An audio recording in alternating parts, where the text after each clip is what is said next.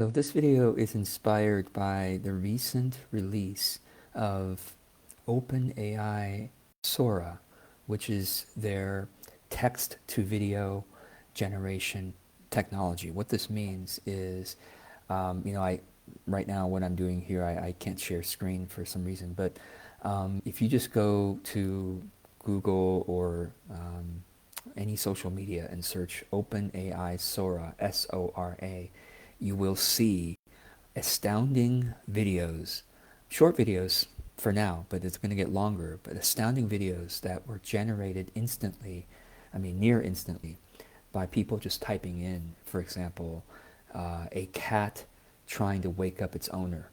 And you look at that video, you're like, that looks like reality. It is hard. I mean, those of us who study it closely will see, okay, there's little bits in here, but it is so good that people are astounded. And what they're saying, I'm not an expert in this new technology yet, but what they're saying is that this technology essentially, and by the way, this is related to spiritual growth. Well, I'll talk about this and how it's related. But they're saying that this technology essentially intuits physics and creates the understanding of physics right as it's generating it, meaning it's creating reality as we go, with creating its vision of reality as we go. And of course, they're taking the reality modeling off of our video, and all the many, many videos and images they've seen out there, and so they intuit what our physics is and generate on the fly.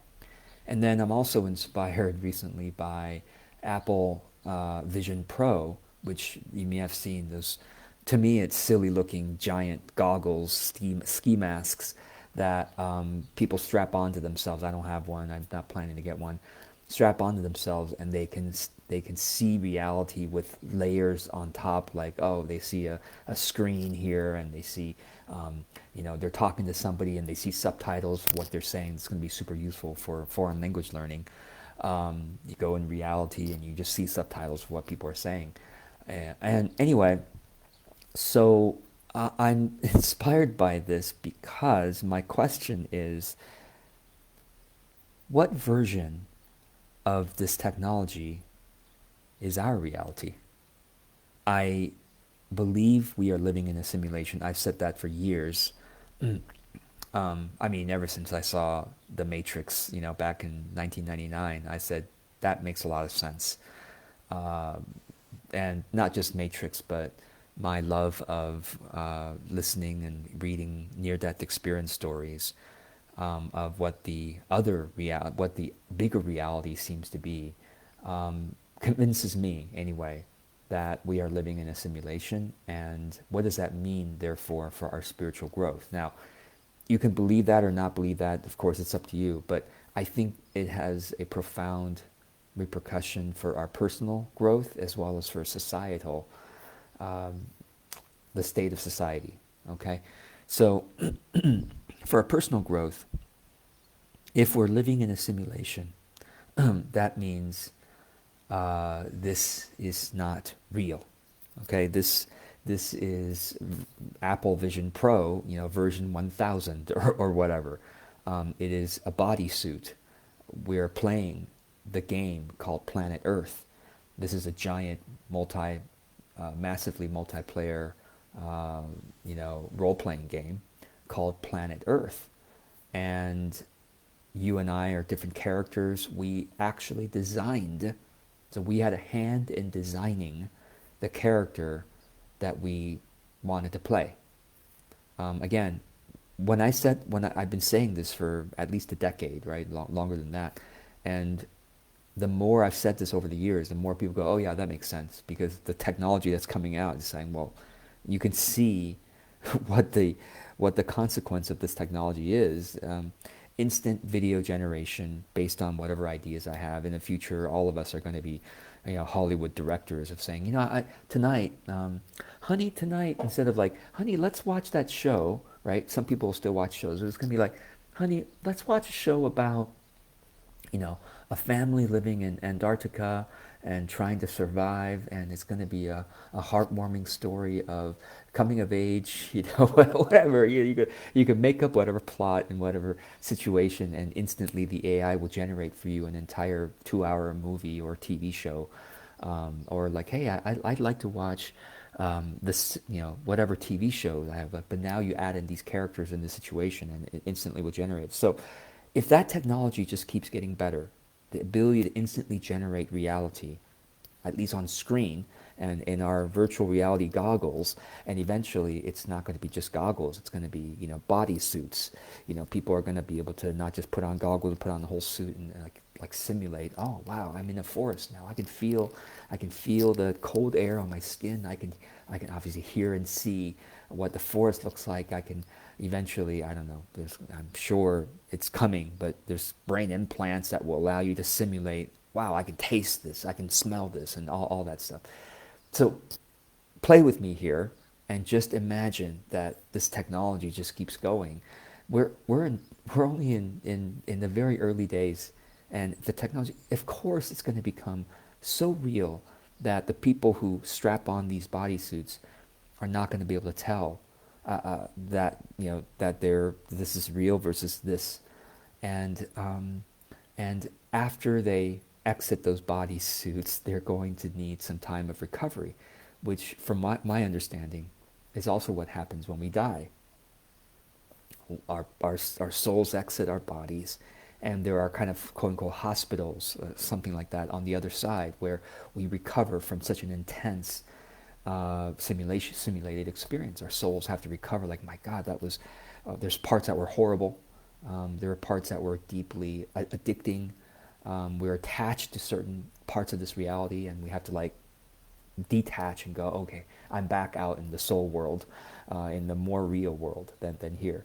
And who knows, maybe even the soul world, that level is also simulated from something else, right? Simulation upon simulation. But back to the pragmatics of living in this earth game, and I call it my life monastery. I think I came here, I have such a strong sense of this is my life monastery. I think I came here for that purpose. Like, again, I think we all designed this simulation, our own simulations, to have a certain themes, to have certain themes, and to have certain purposes. And so my question for you, therefore, is, again, the point is the technology is making this idea of a simulation hypothesis more and more real. And if it were real, okay, what do you think your simulation is about? Why do you think you put on this bodysuit and came to play Earth Life game and had your particular DNA? Some of us have certain disabilities that we designed. I believe we designed them to experience certain things. We designed being born into a certain time, in a certain type of family. Some of our families are very wholesome and loving. Some of our families are quite abusive and traumatic. We designed these experiences. The question is, why did you design it?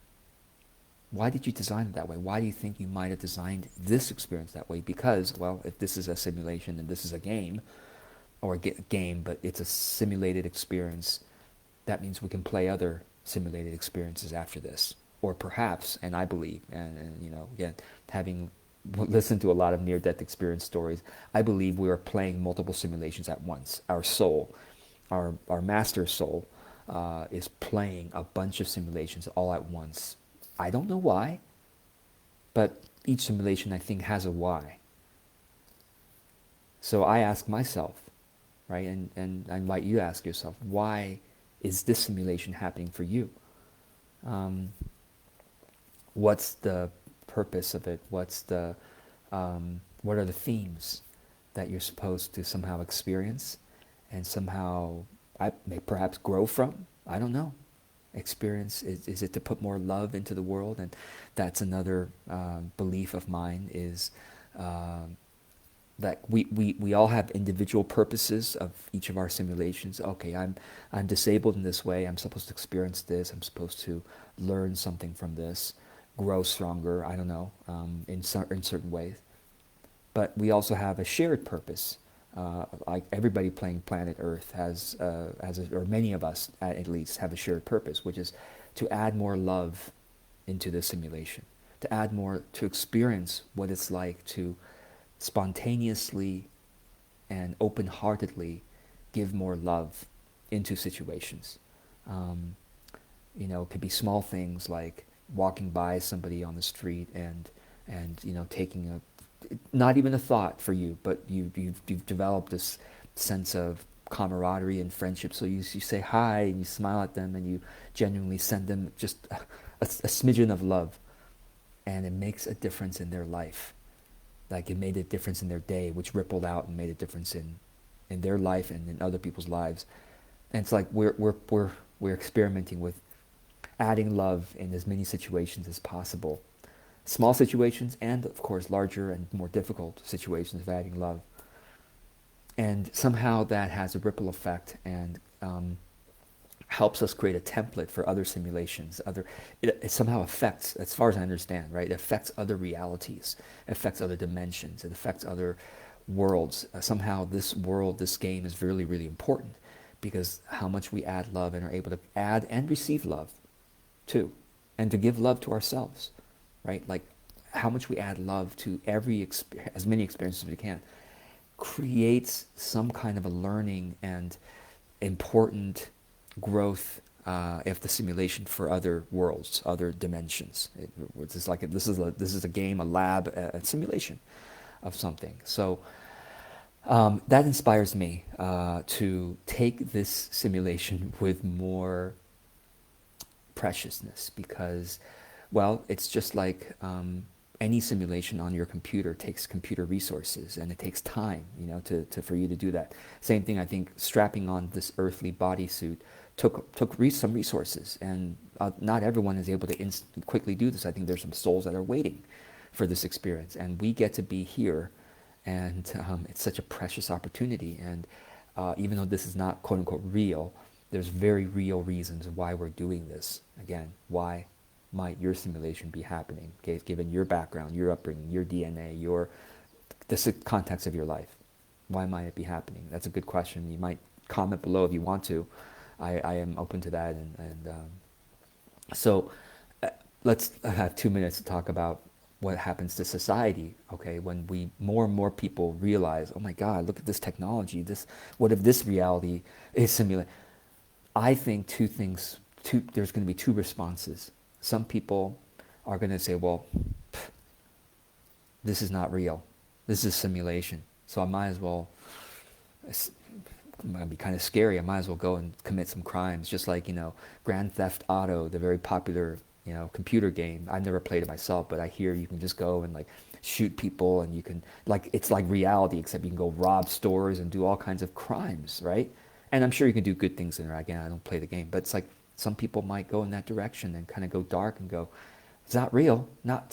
Even if I die, it doesn't really matter because I'll get to play this again. So might as well go and do, really satisfy my base pleasures, no matter what happens in the world. So nihilism, right, leading to some dark paths for people. And then others, I myself am in this camp. Others are saying, my God, this is so, what a precious, like this is so real. Everything, and what a precious opportunity. Why is this simulation happening for me? I got to figure out, got to sense into, given my background and everything that comes to me, what does this mean for me?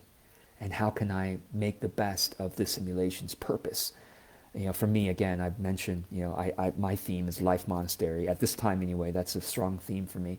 So how can I make this life more like a monastic experience for me to grow my soul, to practice and to, use life as kind of like my weights. And another analogy is soul gym. How can I use this life and the difficulties of this life like weights to practice the muscles of my soul?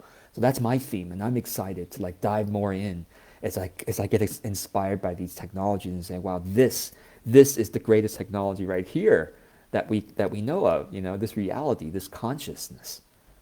So that inspires me. I don't know if that's inspiring for you. I look forward to seeing if any of this connects with you and if you want to share any thoughts below, I very much welcome it. Thanks for watching.